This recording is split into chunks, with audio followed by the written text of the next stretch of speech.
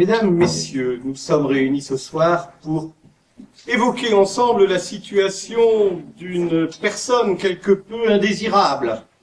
D'ailleurs, ce fameux algorithme dont nous ne voyons pas la trace, il est virtuel à un point tel qu'il n'est pas présent parmi nous.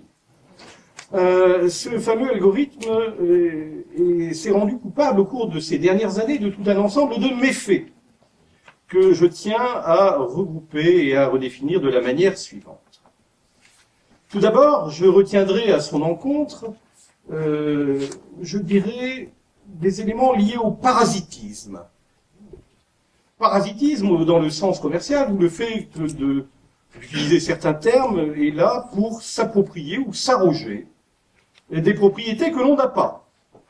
En effet, je ne considère pas personnellement, et il sera de la part de la Cour de la nécessité de démontrer cela ou pas, je ne pense pas que l'intelligence artificielle soit une intelligence. Donc, premier élément retenu à l'encontre d'algorithmes, le problème de parasitisme. Deuxième élément, qui là est un petit peu plus compliqué et qui relève véritablement d'éléments à caractère ressources humaines, c'est d'une certaine façon les problématiques liées à la discrimination. En effet, le sieur algorithme et ses différents affidés ne font bien souvent que reproduire, que répéter des modes de fonctionnement quelque peu ancestraux liés au processus RH qui sont déjà eux-mêmes, pour un certain nombre d'entre eux, perclus de phénomènes de discrimination. Et en fait, se pose derrière ces éléments-là la question de l'éventuelle neutralité des algorithmes. On nous dit, algorithme nous dit, tout va bien, je suis neutre, je travaille de manière complètement neutre et je ne ferai pas de discrimination. Permettez-moi de le critiquer fortement, puisque d'une certaine façon, bon, de ces algorithmes se calquent sur ce que nous faisons aujourd'hui, et donc, pour moi, le délit de discrimination est fortement avéré. Il est même parfois renforcé au regard du fait que les discriminations se font bien souvent sur des critères qui n'apparaissent plus aussi clairement. Troisième point que l'on pourrait reprocher à ce cher algorithme, c'est l'émergence d'une certaine forme d'un nouveau, je dirais, esclavage moderne. Esclavage moderne, pourquoi?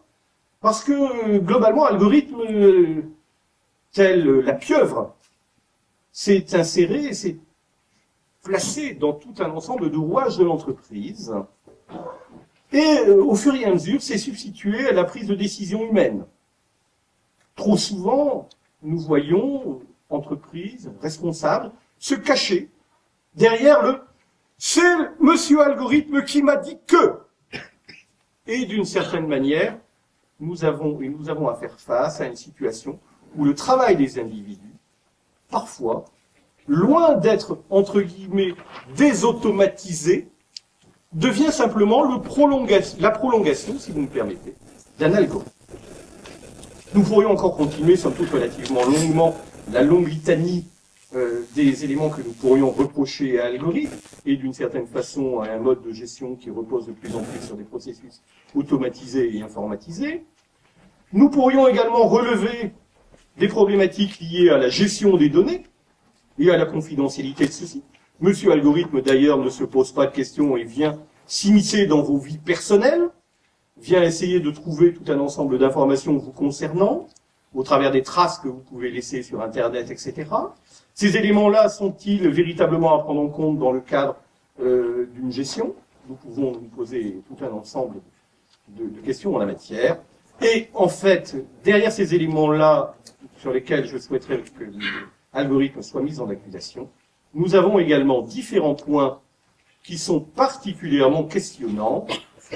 Et je mettrai l'algorithme là plutôt au rang de complice, quand on voit apparaître tout un ensemble de délires transhumanistes qui commencent à s'exprimer, ou d'une certaine façon on vous dit qu'on va vous greffer avec de l'intelligence artificielle dans le cerveau, parce que on ne sait jamais, vous êtes issu d'un milieu défavorisé, que votre QI est inférieur à 150, Donc à ce moment-là, ne vous inquiétez pas, moi j'éviterai cela, un certain nombre d'entre vous aussi.